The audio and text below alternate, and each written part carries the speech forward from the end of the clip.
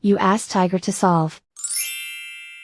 This deals with linear equations with one unknown.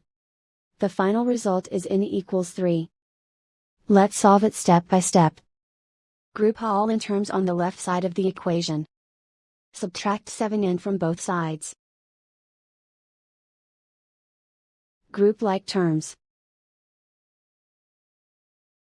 Simplify the arithmetic. Group like terms. Simplify the arithmetic. Group all constants on the right side of the equation. Add 1 to both sides. Simplify the arithmetic.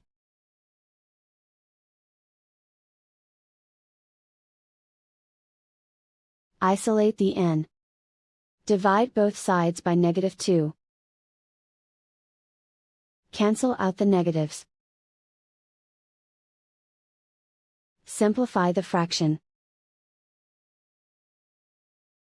Cancel out the negatives.